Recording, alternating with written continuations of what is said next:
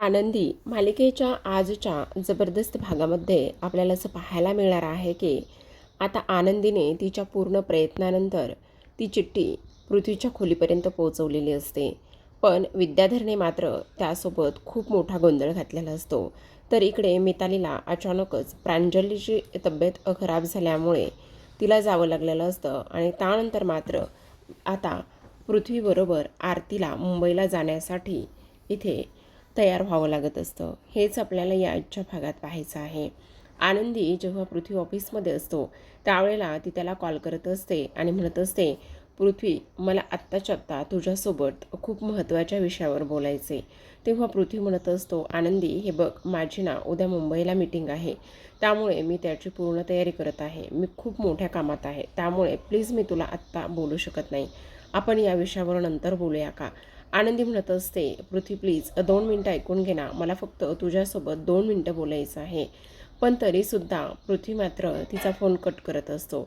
दुसरीकडे आपण पाहतो आता फोन कट केल्यानंतर आनंदी म्हणत असते, काही जरी झालं तरी ह्या अवॉर्ड फंक्शनच्या अगोदर पृथ्वीला मी त्यांची आई आहे हे सत्य समजलं पाहिजे.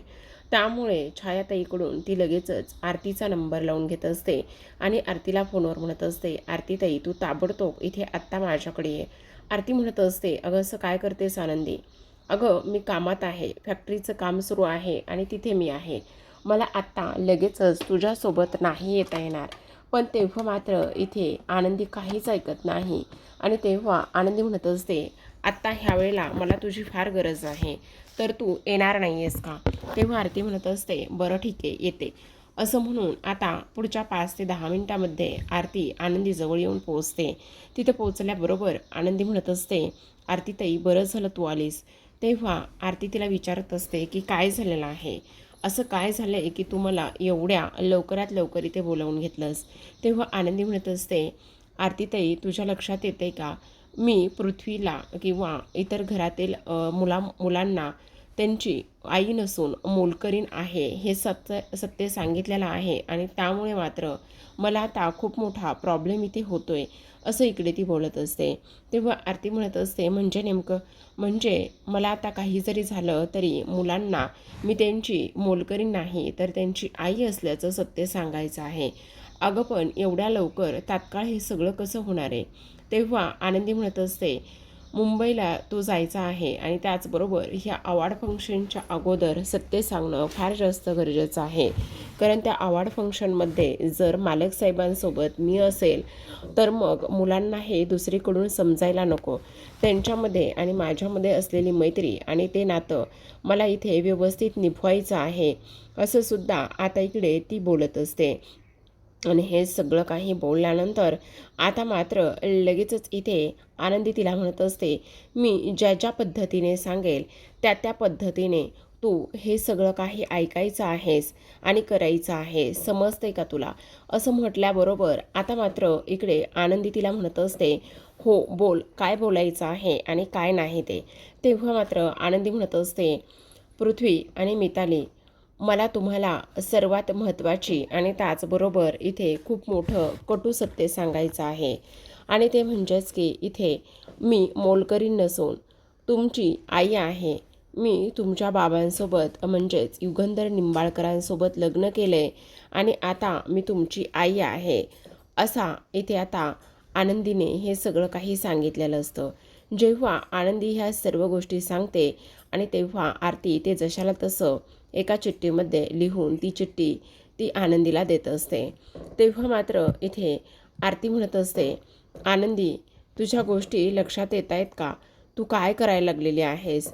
आणि तेव्हा आनंदी म्हणत असते, हो आरतीताई, कारण हे सगळं काही करणं फार जास्त गरजेचं आहे, असं सुद्धा आता इथे ती बोलत असते.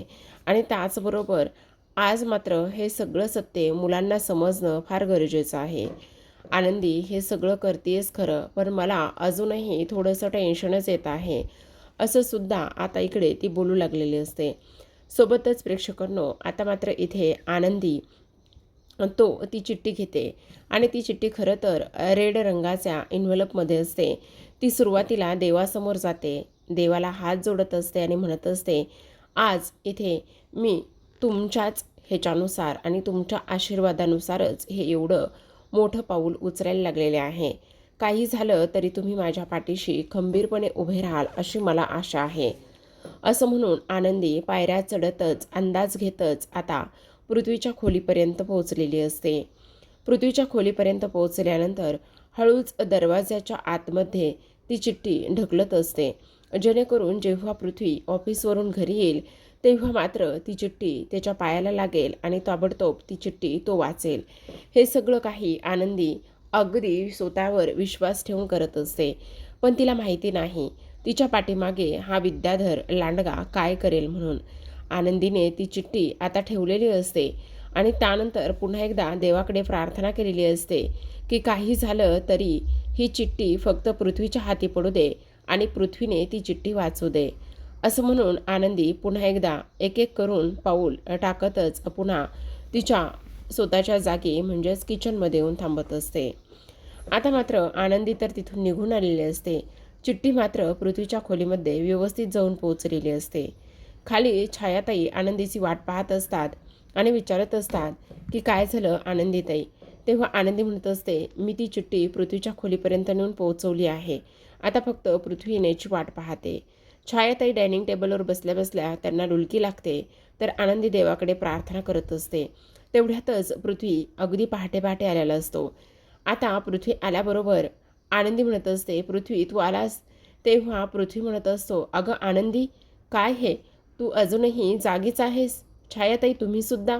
तेव्हा छाया म्हणत असते, हो, कारण आनंदीताई तुमची वाट पाहत होत्या आणि त्यामुळे त्या झोपल्या नाही आहेत.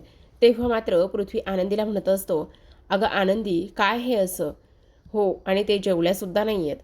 तेव्हा मात्र पृथ्वी म्हणत असतो, सॉरी, पण मला ना मुंबईला मीटिंगला जायचं होतं आणि त्याचीच तयारी करत मी फॅक्टरीमध्ये बराच वेळ होतो आणि त्यामुळे मात्र मला इथे येण्यासाठी उशीर झाला आहे. आणि खरं सांगू का, इकडे मी हे सगळं काही तुला सांगायला हवं होतं. तेव्हा इथे तू माझ्यासाठी एवढा वेळ जेवायला थांबत जाऊ नकोस, याची काहीही गरज नाही आहे.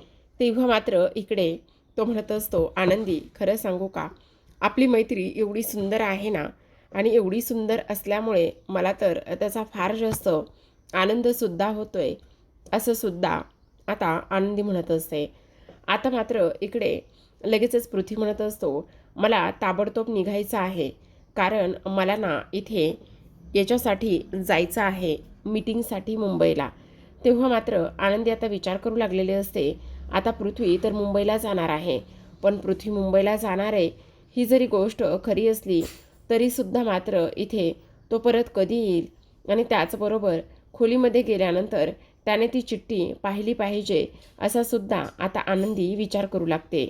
आता लगेचच इकडे आनंदी पुन्हा एकदा देवाला नमस्कार करत असते आणि म्हणत असते, काही जरी झालं ना तरी आता जेव्हा पृथ्वी खोलीमध्ये जाईल तेव्हा मात्र त्याने ती चिठ्ठी पाहिली पाहिजे आणि ती चिठ्ठी पाहून त्याने ते वाचलंसुद्धा पाहिजे असं सुद्धा आता इकडे ती बोलत असते. आता पृथ्वी हा खोलीमध्ये जातो. आता लगेचच पृथ्वी त्याची बॅग पॅक करायला घेत असतो. बॅग पॅक करत तर असतो, त्याला ज्या ज्या वस्तू न्यायच्या आहेत ते सगळं काही तो एक वेळा चेक करत असतो. आनंदी मात्र इकडे देवासमोर उभी राहून प्रार्थनाच करत असते आणि देवासमोर उभी राहून प्रार्थना केल्यानंतर आता मात्र इकडे ह्या पृथ्वीच्या हातामध्ये आनंदीने ठेवलेली चिठ्ठी लागत असते आणि तेवढ्यातच तो ती चिठ्ठी घेतो. विचार करत असतो की ही चिठ्ठी नेमकी कोणाची आहे आणि इथे कशी आहे असा विचार तो करू लागतो. तेवढ्यातच आता मात्र इकडे मिताली आलेली असते आणि मिताली आल्याबरोबर पृथ्वी म्हणत असतो, बरं झालं मिताली तू आली आहेस, बरं झालं लवकर उठलीस. हे बघ, आपल्याला ताबडतोब लवकरात लवकर निघायचं आहे, कारण खूप महत्त्वाची मीटिंग आहे आणि त्यामुळे वेळीचं जाणं फार जास्त गरजेचं आहे असं सुद्धा तो मितालीला सांगत असतो. पण आता मिताली म्हणत असते, दादा खरं सांगू का, अगदी मनापासून सॉरी. म्हणजे मला नाही कळलं की का सॉरी म्हणतेस तू. त्यावेळेला मात्र इकडे आता तो म्हणत असतो, अगं आपल्याला इथे जायचं आहे आणि तू मला सरळ सरळ इथे सॉरी म्हणतेस. तेव्हा मिताली म्हणत असते, दादा मला ताबडतोब पुण्याला जायचं आहे. का, काय झाले. अरे प्रांजलच्या हॉस्टेलमधून फोन आला होता, त्याची तब्येत अचानक फार जास्त खराब झाली आहे आणि त्याला हॉस्पिटलाइज केलं आहे. त्यामुळे मला त्याच्याकडे जाणं फार जास्त गरजेचं आहे. अगं, असं कसं बोलतेस तू? अशी नाही जाऊ शकत आहेस तू तिकडे. अरे पण खरंच जावं लागणार आहे मला, कारण माझ्याकडे आता दुसरा कोणताच पर्याय नाही आहे. अगं पण आपल्या दोघांसाठी ही मीटिंग किती महत्त्वाची आहे हे तुला माहिती नाही का? तेव्हा मिताली म्हणत असते, हो ही मीटिंग किती महत्त्वाची आहे हे मला माहिती आहे, पण प्रांजल किती आपल्यासाठी महत्त्वाचा आहे. आणि तुला सांगू का, हे बघ, हे जर मी तिथे नाही गेले आणि ही गोष्ट आत्तूला कळली तर आत्तू मात्र त्याच्या बाबतीत किती पॉझिटिव्ह आहे हे तुला माहिती ना. त्यामुळे काही झालं ना तरी मला तिथे ताबडतोब जावंच लागणार आहे. अगं पण मिताली, हे अगदी चुकीचं आहे. असं कसं करू शकतेस तू? दादा प्लीज ना यार, तू हँडल कर ना, तू करू शकतोस हँडल. आणि हे बघ, मी तुला एक ऑप्शन देऊ का? मी जर त्या मीटिंगला येऊ शकत नाही ना तर तुझ्यासोबत मी एका व्यक्तीचं नाव सुचवू शकते. कोणाचं? अरे तीच ना, जिला आपल्या फॅक्टरीमधलं, त्याचबरोबर ह्या प्रोजेक्टच्या संदर्भामध्ये सगळं काही माहिती आहे ना, तिला तू नक्कीच घेऊन जाऊ शकतोस. असं बोलल्याबरोबर आता मात्र इकडे तो म्हणत असतो, कोण? ती आरती? हो, तू आरतीला घेऊन जा. ती सगळं काही इथे व्यवस्थित करेल. आणि बाय द वे, तिला आपल्या सगळ्या गोष्टी माहितीच आहेत ना, त्याचबरोबर हे प्रोजेक्ट आणि हे सगळं तिला डिटेल्स माहिती आहेत. त्यामुळे तुला नक्कीच मदत होईल. तू काळजी करू नकोस. अगं पण ऐकून तरी घे. असं म्हणून ती तर तिथून निघून गेलेली असते. पण ती तिथून निघून गेल्यानंतर आता मात्र इकडे हा पृथ्वी म्हणत असतो, त्या मुलीसोबत मी इथे मीटिंगला जाऊ आणि ते सुद्धा मुंबईला. कशी आहे ती? आणि त्याचबरोबर आता मितालीने, पण मला तर कोणाची तरी गरज लागणार आहे, पण काय करावं ते मला समजत नाही आहे, असा विचार आता इकडे तो करत असतो. दुसरीकडे आनंदी म्हणत असते, पृथ्वी तर बराच वेळ झालं त्याच्या खोलीमध्ये गेलाय, पण आत्तापर्यंत तो मला जा विचारायला आला असता जर त्याने ती चिठ्ठी पाहिली असती तर. काय झालं असेल? तो मला अजून जा विचारायला कसा काय आला नाही, असा सुद्धा आनंदी विचार करत असते. तेव्हा छायाताई म्हणत असतात, काळजी करू नका, त्यांनी नक्कीच चिठ्ठी पाहिली असेल आणि येत असतील, ते बॅग पॅक करत असतील ना, त्यामुळे कदाचित उशीर झालेला असेल. तुम्ही अजिबात काळजी करू नका, असं छायाताई बोलत असतात. दुसरीकडे आता आरतीला इथे पृथ्वीबरोबर मुंबईला जायचं असतं आणि तीच गोष्ट आता पृथ्वी आरतीला फोन करून सांगत असतो. जवळपास पहाट होत आलेली असते आणि एवढ्या उशिरा फोन केल्यामुळे आरती त्याच्यावर चिडचिड करत असते आणि ती म्हणत असते, हॅलो, तू काही 24 तासाचे मला पैसे देत नाही आहेस. मी काही तुझ्या फॅक्टरीमध्ये 24 तास काम करत नाही, कळलं का तुला? आणि तू मला कोणत्याही वेळेला कसाही फोन करशील. तेव्हा तो म्हणत असतो, तुझी बडबड करून झाली असली तर मी काय बोलतो ते एकदा ऐकून घेतेस का? तेव्हा ती म्हणत असते, काय बोलतोयस आणि काय ऐकून घ्यायचं आहे? त्याच वेळेला आता इकडे तो म्हणत असतो, अगं तुझ्या लक्षात येते का, सगळ्यात महत्त्वाची गोष्ट म्हणजे की आत्ता माझ्यासोबत तुला मुंबईला यायचं आहे. त्यावेळेला ती म्हणत असते, काय मुंबईला? आणि तुझ्यासोबत मला यायचं आहे? तुला काय डोक्यावर पडलायस का?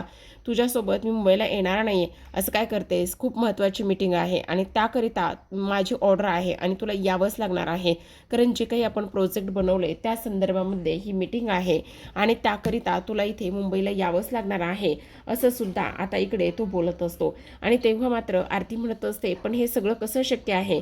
तेव्हा तो म्हणत असतो की का नाही शक्य, कारण इट्स माय ऑर्डर, असं बोलल्याबरोबर आता मात्र आरती म्हणत असते, ठीक आहे. तेव्हा आता हे दोघी जण एकत्र प्रवास करणार असतात आणि त्याचबरोबर दोघांचं एक क्षणही जमत नाही आणि दोघांचं एक क्षणही न जमल्यामुळे आता मात्र आरती ही त्याच्याबरोबर कसा प्रवास करेल आणि कशा पद्धतीने आता दोघांची भांडणं कुठल्या टोकाला जातील की ह्यामधून आणखी वेगळं काही होईल हे पाहणं फार इंटरेस्टिंग असणार आहे.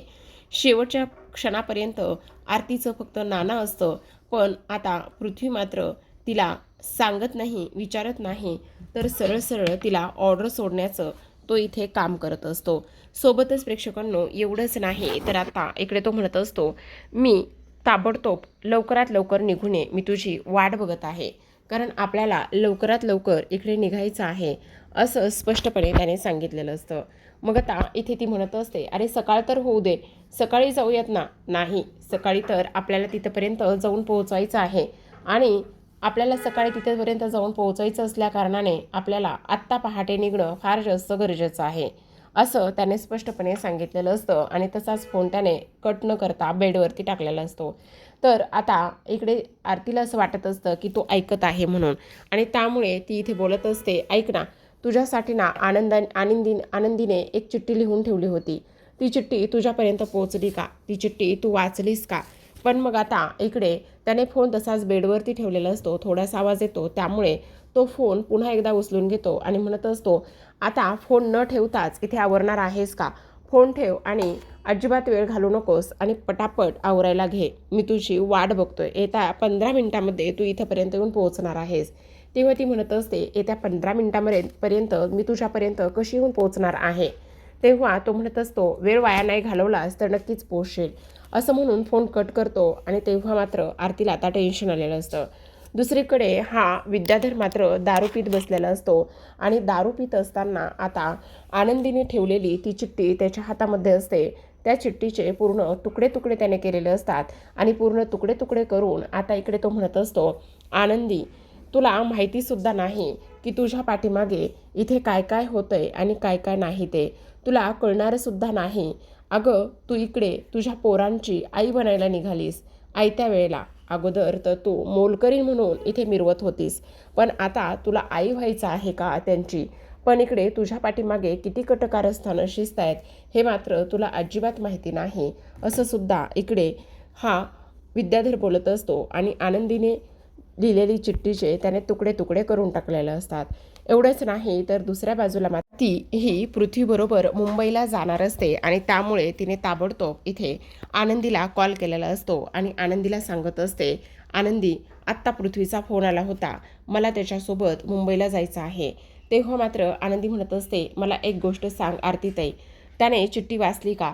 तेव्हा ती म्हणत असते, नाही वाचली.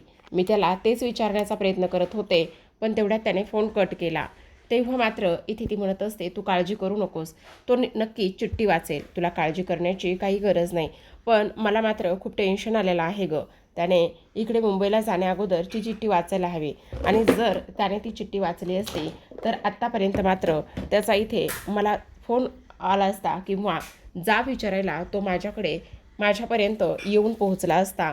असं सुद्धा आता इथे ती बोलत असते. आता लगेचच इकडे ती म्हणत असते, बरं मला आता निघायचं आहे, त्यामुळे आनंदी मी फोन ठेवू का? आनंदी म्हणत असते, बरं बरं ठीक आहे, तू फोन ठेव. आता लगेचच इकडे तिने फोन ठेवलेला असतो. तर आता आरती मात्र तिचं सगळं काही आवरायला घेत असते. आरती तिची पूर्ण तयारी करत असते, पण इथे तयारी करताना बडबड मात्र ही कंटिन्यू सुरूच असते. त्या बडबडीने आरची उठते. आरची उठल्याबरोबर ती म्हणत असते, काय चाललंय तुझं? तू कुठे निघालेली आहेस? सकाळी सकाळी एवढ्या पहाटे बॅग पॅक करतीस? तेव्हा आरती तिला म्हणते, बरंच झालं आरचे तू उठलेले आहेस, तुझ्याकरिता चहा बनवून ठेवलेला आहे, तू तो चहा घे. अगं पण हो सगळं ठीक आहे, पण तू कुठे निघालीस? अगं मी मुंबईला चालली आहे. काय, मुंबईला चाललीस? बापरे, म्हणजे त्या स्वप्ननगरीमध्ये तू चाललेली आहेस? स्वप्ननगरी वगैरे असलं काहीही नाही आहे, कळतंय का तुझ्या जरा तरी ध्येयात येते का? जरा तरी गप्प बस जरा. स्वप्ननगरी वगैरे काहीच नाही. अगं पण तू तर चाललेली आहेस ना तिकडंच, मग तिकडे चाललेली आहेस तर सांग ना. नाही नाही, अजिबात नाही. मला ना खरं तर आता खूप टेन्शन आलेलं आहे. मी तिकडे चालली खरी, पण खरं सांगू का, मला आता इकडे त्या खडूस मुलाबरोबर चक्क प्रवास करायचा आहे. अगं एक वेळा बसने किंवा ट्रेनने गेलं असतं तर दुसऱ्या सीटवर किंवा मी एखाद्या ट्रेनच्या डब्यामध्ये जाऊन बसली असती. पण तुझ्या लक्षात येते का हे सगळं काही काय होतंय? तर त्या खडूसबरोबर मला 4 चाकी गाडीतून प्रवास करायचा आहे आणि तेच मला इथे नको आहे, असं ती बोलत असते. आता हे सगळं काही बोलत असताना मात्र इथे आपण पाहतो की आर्ची म्हणत असते, काय माहिती बाबा, जाताने भांडणं होतात आणि येताने काय काय गप्प बस. अगं म्हणजे मी ना अशा मूव्हीमध्ये वगैरे पाहिलं होतं, म्हणून मी तुला म्हणते. तुझं ना हल्ली खूपच जास्त डोकं चाललेलं आहे बरं का आर्चे, गप्प बस. पण ऐक ना, माझा तिकडे तो ललित कुमार सुद्धा असू शकतो का? तुझा ललित कुमार? बाई, मी तिकडे फिरायला नाही चालले, एक खूप महत्त्वाची मीटिंग आहे ना त्यासाठी चाललेले आहे. हो का, असं म्हणतेस का? बरं बरं ठीक आहे. आता इकडे आर्चीला ती सगळ्या काही गोष्टी सांगत असते. मी नसणार आहे, त्यामुळे तू व्यवस्थित काळजी घे स्वतःची, त्याचबरोबर आबांची. आणि आबांना मी आता मात्र उठवत नाही, तो आबा उठले का ह्या सगळ्या गोष्टी तू आबांना सांग, असं सुद्धा आता इकडे ती बोलत असते. आता हे सगळं काही बोलून झाल्यानंतर इथे मात्र आर्ची मुद्दामच पुन्हा पुन्हा आरतीला इकडे चिडवण्याचं डिवचण्याचं काम करत असते आणि ती म्हणत असते, मी एक काम करू का, आनंदीताईकडे राहण्यासाठी मी जाऊ का? जर इकडे मी आनंदीताईकडे राहायला गेले तर खरंच खूप मजा येणार आहे, असं सुद्धा आता इथे ती बोलत असते. तेव्हा मात्र इथे आरती म्हणत असते, नाही नको, त्याची काहीच गरज नाही आहे. आता इकडे दुसऱ्या दिवशी सकाळची वेळ झालेली असते. दुसऱ्या दिवशी सकाळी मात्र सगळेजण इथे डायनिंग टेबलवरती बसलेले असतात. तेवढ्यातच इथे आता ही जी शिल्पा आहे ना, त्या शिल्पाला मितालीचा कॉल आलेला असतो आणि जेव्हा शिल्पाला मितालीचा कॉल येतो त्यावेळेला मात्र शिल्पाची प्रचंड चिडचिड होत असते. ती म्हणत असते, खरं खरं सांग प्रांजलला काय झालेलं आहे, मी आत्ताच्या आत्ता तिकडे येते. प्रांजल ठीक आहे ना. तेव्हा मिताली म्हणत असते, आत्तू प्लीज तू काळजी करू नकोस, तो व्यवस्थित आहे, ठीक आहे. तेव्हा आत्ताच्या आत्ता मी आपल्या पुण्यामधून एक कुक तिकडे त्याच्यासाठी अवेलेबल करून देते. तेव्हा मिताली म्हणत असते, त्याची काही गरज नाही आहे, तू काळजी करू नकोस आत्तू, मी इथे आलेले आहे ना. त्याला काही नाही, फूड पॉयझनिंग झालं आहे थोडंसं, होईल तो व्यवस्थित. अगं थोडंसं आणि त्याला फूड पॉयझनिंग झालं आहे, ही गोष्ट तुझ्यासाठी थोडीशी आहे का? आत्तू प्लीज ना, नको काळजी करूस, नको टेन्शन घेऊ, सगळं काही व्यवस्थित होणार आहे. तेव्हा मात्र इकडे मिताली सरळ सरळ इथे शिल्पाबरोबर ना बहुतेक खोटं बोलत आहे. ह्यानं ना दुसराच काहीतरी उद्योग करून ठेवलेला आहे आणि तीच गोष्ट आता इकडे ती सांगण्याचा प्रयत्न करत असते. तर आता दुसऱ्या बाजूला आपण पाहतो की इकडे ही जी काही आपली शिल्पा आहे ती शिल्पा म्हणत असते, हे बघ विद्याधर, काही जरी झालं ना तरीसुद्धा एक गोष्ट मात्र करायची आहे आणि ती म्हणजे की आत्ताच्या आत्ता तू इकडे डॉक्टरांना फोन कर आणि बेस्ट डॉक्टर इथे प्रांजलसाठी अवेलेबल करून दे. तेव्हा मात्र इकडे तो म्हणत असतो, ताई काळजी करू नकोस, मी माझ्या डॉक्टर मित्राशी ताबडतोब बोलून घेतो. आता फोन ठेवल्यानंतर मी त्याला म्हणत असते, खरं तर ना इथे मला कळतच नाही आहे की ह्या मुलासाठी ना इकडे मला किती आणि काय काय खोटं बोलावं लागणार आहे आणि आणखी काय काय गोष्टी कराव्या लागणार आहे तेच मला इथे समजत नाही, असं सुद्धा आता इकडे ती बोलत असते. दुसऱ्या बाजूला आनंदी म्हणत असते, आणखी तर पृथ्वी कसं काय आला नाही, जर पृथ्वीने ती चिठ्ठी पाहिली असती, जर ती चिठ्ठी वाचली असती तर इकडे तो जा विचारायला आलाच असता, पण बहुतेक ना त्याने ती चिठ्ठी पाहिलेलीच नसावी असंच मला काहीसं वाटतंय. पण शिल्पा मात्र फार जास्त चिडचिड करत असते. तेवढ्यातच आता इकडे धनश्री म्हणत असते, अहो ताईसाहेब, एवढं माई तुम्ही एवढी चिडचिड का करताय, गप्प बसा ना जरा. तेव्हा इथे फक्त साधं त्याला फूड पॉयझन तर झालेलं आहे, एवढं काही नाही झालेलं आणि होईल ना, आणि मिताली आहे ना, मिताली गेली ना बरोबर. तेव्हा माई म्हणत असतात, नाही पण मला असं वाटतंय की इकडे काही जरी झालं ना तरीसुद्धा मीच त्याच्याबरोबर जायला हवं होतं, उगाचच इकडे तिला एकटीच गेली आहे, मी जर सोबत गेले असते ना तर सगळं व्यवस्थित झालं असतं. तेव्हा गंधर म्हणत असतो, माई आणि ताई तुम्ही दोघीजणी अजिबात काळजी करू नका, सगळं काही व्यवस्थित होईल. मिताली आहे ना, मिताली सगळं सांभाळून घेईल, तुम्ही काळजी अजिबात करू नका. तर इथे आता दुसऱ्या बाजूला पृथ्वीची जवळपास सगळी काही पॅकिंग होत आलेली असते. आता इकडे पृथ्वी मनाशीच बडबड करत असतो की आता ही आरती कधी येते आणि कधी निघायचं आहे तेच मला काही कळत नाही, हिला सांगून किती वेळ झालेला आहे पण अजूनसुद्धा ती आलेली नाही आहे. तेव्हा मात्र इथे ह्या पृथ्वीला मुंबईला जायचं आहे ना, तो आणखी कसा आला नाही. तेव्हा आनंदी म्हणत असते, मालक साहेब मी बघून येते, जाऊ का मी बघायला, असं म्हणून आनंदी जाणार. तेवढ्यातच आता इथे छायाताई म्हणत असतात, मालक साहेब, धाकले मालक साहेब येतच आहे, त्यांचं आवरून झालेलं आहे. आनंदीताई तुम्ही काळजी करू नका, ते येतच आहेत, असं म्हणून आनंदी मात्र पुन्हा आहे त्याच जागी थांबलेली असते. आता आनंदीच्या मनामध्ये पुन्हा तेच तेच तेच तेच सर्व काही प्रश्न इथे सुरू असतात, जेणेकरून फक्त आणि फक्त इथे त्याने ती चिठ्ठी वाचली का नाही ह्या सगळ्या गोष्टी इकडे शोधायच्या असतात. आता इकडे दुसऱ्या बाजूला सर्वजण नाश्ता करत असताना हा विद्याधर मात्र फक्त एकदा पृथ्वी कधी खाली येतोय आणि खाली आल्यानंतर कधी एकदा ह्या सगळ्या गोष्टी तो करतोय, कधी एकदा आनंदीवर बॉम्ब फोडतोय, हेच त्याला पाहायचं असतं. आता मात्र इकडे युगंधर म्हणत असतो, आनंदी तू सुद्धा नाश्ता करून घे. तेव्हा आनंदी म्हणत असते, हो मालक साहेब, पृथ्वी गेला ना तर मग मी नाश्ता करून घेईन. तेव्हा मात्र इथे छायाताई पुन्हा आनंदीच्या जवळ जाते आणि म्हणत असते, आनंदीताई तुम्ही नका काळजी करू, बहुतेक ना पृथ्वीने ती चिठ्ठी वाचलेली असावी आणि आता इथे ते नक्कीच खाली येतील, त्यामुळे तुम्हाला काळजी करण्याची काहीच गरज नाही आहे, तुम्ही शांत बसा. तेव्हा आनंदी म्हणत असते, तसंच असू दे, कारण ती चिठ्ठी त्याने वाचलेली असू दे आणि मुंबईला जाण्या अगोदर त्याला ते सगळं सत्य समजलेलं असू दे, असं सुद्धा आता इथे आनंदी मनामध्येच बोलत असते. तेव्हा छायाताई म्हणत असतात, काय झालं आनंदी? तेव्हा आनंदी म्हणत असते, नाही नाही काही नाही झालेलं, पण सगळं ठीक होईल ना? हो सगळं ठीक होईल, नका काळजी करू. तर आता प्रेक्षकांनो आजच्या भागामध्ये एवढंच.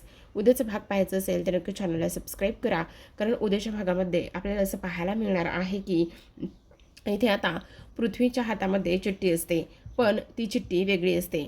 जी चिठ्ठी आनंदीने त्याच्याकरिता लिहिलेली असते ती चिठ्ठी त्याच्या हातामध्ये नसून ती वेगळी चिठ्ठी असते.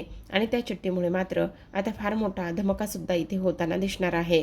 कारण जेव्हा पृथ्वी खाली येतो आणि जेव्हा पृथ्वी खाली येतो त्यावेळेला मात्र इकडे आता तो लगेचच आनंदीला म्हणत असतो, आनंदी, हे सगळं काही काय आहे? तुझी हिंमत कशी झाली हे सगळं काही अशा पद्धतीने लिहिण्याची आणि हे असलं काहीतरी बोलण्याची, वागण्याची? तेव्हा मात्र इथे सगळेजण चक्क होऊनच पाहत असतात. तेव्हा पृथ्वी म्हणत असतो, आनंदी, मला माफ कर, पण मला तुझ्याकडून ही अजिबातच अपेक्षा नव्हती की तू असलं काहीतरी करशील आणि हे अशा पद्धतीने हे सगळं काही होईल. असं म्हटल्याबरोबर आता मात्र आनंदीला प्रश्न पडलेला असतो की नेमकं काय झालेलं असेल आणि हा असा का बरं बोलत असेल. आणि त्याचबरोबर ही चिठ्ठी तर मी त्याच्यासाठी लिहिली होती, पण ही चिठ्ठी त्याच्यासाठी लिहिल्यानंतर त्याने वेगळीच तर चिठ्ठी वाचलेली नाही ना, असा सुद्धा आता आनंदी इथे विचार करू लागलेले असते. तर आता प्रेक्षकांनो, इथे मात्र युगंधरला ह्या सगळ्या गोष्टीबद्दल तुसुकभर सुद्धा कल्पना नसते. आणि तुसुकभर सुद्धा कल्पना नसल्या कारणाने आता मात्र इकडे ती फक्त विचार करत असते आता ह्या सगळ्या प्रश्नांचं काय उत्तर द्यायचं म्हणून. तेव्हा मात्र इकडे पृथ्वी आनंदीच्या तोंडासमोरच ती चिठ्ठी धरतो आणि त्यानंतर मात्र त्या चिठ्ठीचे तुकडे तुकडे करत असतो. पण तिथे आरतीसुद्धा असते. पण आता प्रेक्षकांनो, आनंदीच्या आणि पृथ्वीच्या नात्यामध्ये आलेला हा दुरावा, त्याचबरोबर झालेला हा गैरसमज आरती कशा पद्धतीने दूर करेल पाहूयात येणाऱ्या भागात. तोपर्यंत पाहत राहा आनंदी.